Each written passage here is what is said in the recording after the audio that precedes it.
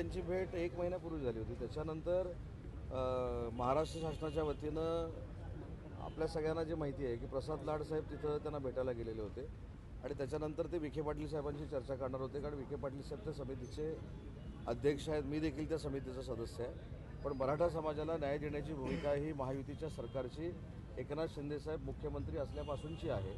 आज देवेंद्रजी देखील त्याच पद्धतीनं काम करत आहेत. त्याच्यामुळं मनोजदादा जरांगेंच्या ज्या काही शंका असतील ते सरकार म्हणून आम्ही दूर करू. उस्मानाबादने जर त्या आंदोलनादरम्यान माझा मृत्यू झाला तर त्याला सर्वस्वी देवेंद्र फडणवीस हे जबाबदार असतील असं ते म्हणतात. नाही, मला असं वाटतं की या संदर्भामध्ये प्रसाद लाड आणि त्यांच्याशी जाऊन सविस्तर चर्चा केलेली आहे.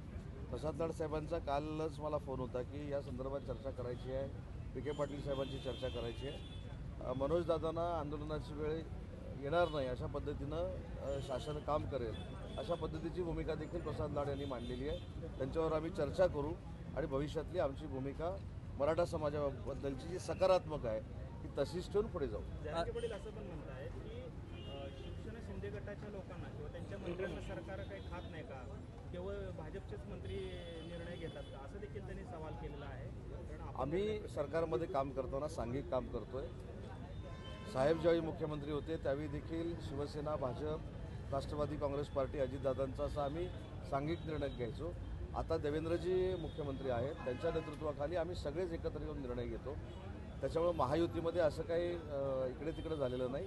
मराठा समाजाचे प्रश्न तडीस नेऊन मार्गी लावणं ही आमची सगळ्यांची जबाबदारी. साहेब, ठाण्यामध्ये जे आहे तो आपला पक्ष जो आहे तो बहुजन विकास आघाडीचा जी आहे ती बरखास्त करण्यात आलेली होती. नवीन पदाधिकाऱ्यांच्या नियुक्त्या कधीपर्यंत होणार? आता आम्हाला इथे यायला जो उशीर झाला ती आमच्या शिवसेनेच्या प्रमुख 15-16 कोर कमिटीतल्या नेत्यांबरोबर जिल्ह्याची बैठक होती. 5 तारखेला माझ्या माहितीप्रमाणे संपर्क प्रमुख खासदार धैर्यशील माने साहेबांनी मुलाखती लावलेल्या आहेत. परंतु आजच्या बैठकीमध्ये जो सूर होता तो थोडाफार युतीमध्ये असताना देखील समन्वय नाही अशा पद्धतीचं चित्र आमच्या सगळ्यांच्या डोळ्यासमोर आलं. विधान परिषदेची निवडणूक आता समोर आहे. आमचे देखील 105 ते 110 सदस्य या संपूर्ण मतदारसंघामध्ये आहेत आणि म्हणून मी स्वतः असेल, धैर्यशील मानेसाहेब असतील, राहुल शेवाळ्यासाहेब असतील, ज्योतिताई असतील, आज जी आमची कोअर कमिटीची बैठक झाली ती आम्ही मुख्यमंत्री देवेंद्रजी फडणवीस साहेबांच्या कानावर घालणार आहोत माननीय एकनाथ शिंदे साहेबांच्या परवानगीनं. परंतु समन्वय असणं आवश्यक आहे. आम्ही महायुतीमध्ये काम करतो. त्याच्यामुळे पालकमंत्री शिवसेनेचा असेल तर त्यानं 2 पक्षाच्या बाकीच्या लोकांना बरोबर घेऊन चाललं पाहिजे. जर भाजपचा असेल तर त्याने देखील आम्हाला सगळ्यांना बरोबर घेऊन चाललं पाहिजे. महायुतीमध्ये कटुता येईल अशा पद्धतीचा मिठाचा खडा कोणी टाकू नये हीच आमची कोअर कमिटीमध्ये चर्चा झाली. आणि म्हणून मी सांगितलं की सिद्धराम म्हेत्रे साहेब असतील, भगीरथ दादा असतील, आमचे शहाजी बापू असतील, शहरामधले आमचे असतील, अशी सगळी मिळून आम्ही 105 ते 110पर्यंत जातो. त्याच्यामुळे आमचा देखील मतदानामध्ये वाटा आहे. पण आपण सगळ्यांनी समन्वयानं जर केलं तर अतिशय चांगल्या पद्धतीची निवडणूक होऊ शकते. पण डावलूनच जर केलं तर तेवढीच कटुता मित्रपक्षाच्या कार्यकर्त्यांमध्ये राहते. अशा पद्धतीची भूमिका आमच्या लोकांनी मांडली. राज्यात असं आहे की विधान परिषद जर का महायुतीचं जागा वाटप व्यवस्थित नाही झालं तर मात्र आपण स्वतंत्रपणे लढवणार. असं कुठं बोललो? कारण आपल्या एका पदाधिकाऱ्याने सुद्धा अर्ज खरेदी केलेला आहे विधान परिषदेचा. पहिली गोष्ट अशी आहे, लोकशाहीमध्ये कोणीही अर्ज खरेदी करू शकतो. पक्षाची भूमिका ही महायुतीनंच निवडणूक लढवण्याची आहे. त्याच्यामुळे कुठेही याच्यामध्ये पाठीपुढं झालेलं नाही. आमच्या पदाधिकाऱ्यांनी जर अर्ज घेतला असेल आणि इथं महायुतीची घोषणा माननीय एकनाथ शिंदे साहेबांनी केली तर त्यांना कसं समजवायचं ते तुम्ही आमच्यावर सोडून द्या. पण आज कुठेही कोअर कमिटीमध्ये आपल्या विधान परिषदेच्या निवडणुकीवर चर्चा झाली नाही.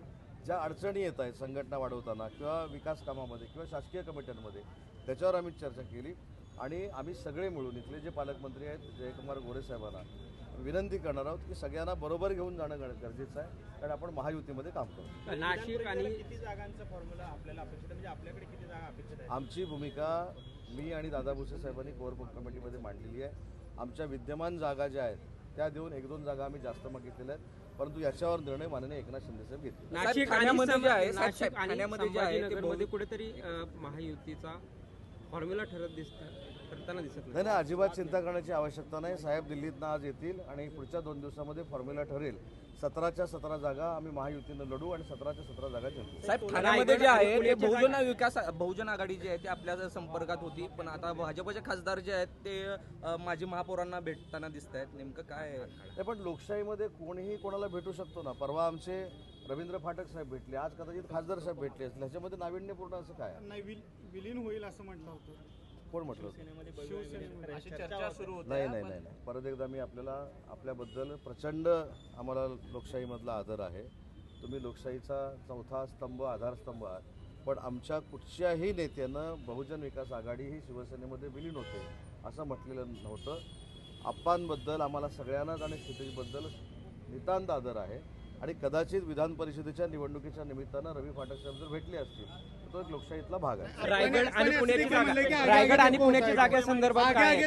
साहेब सांगितलं ना मी, सगळ्या जागा ठरवण्याचे अधिकार माननीय एकनाथ शिंदे साहेबांना. राष्ट्रवादी आणि शिवसेनेत तर राष्ट्रवादी असू दे, नाही कुठला हा वाद दिसतो आम्हाला अजून कळलेलाच नाही. नाही, आम्ही कोण पालकमंत्री नाही, पदावर अजिबात होते. नाही. हे सगळे निर्णय माननीय एकनाथ शिंदे साहेब घेतात. आणि सोलापूरच्या MIDC बाबत आज मी काही बोलत नाही कारण आचारसंहिता आहे. पण पुढच्या 15 ते 20 दिवसानं जेव्हा आचारसंहिता संपेल ना, मी सांगतो ना, म्हणून आता त्याच्यावर बोलणं योग्य नाही. पण त्याच्यानंतर तुमच्या समवेत सगळ्या अधिकाऱ्यांची बैठक घेऊन, तिथल्या नागरिकांची बैठक घेऊन सोलापूर MIDCचे सगळे प्रश्न सोडवले जातात.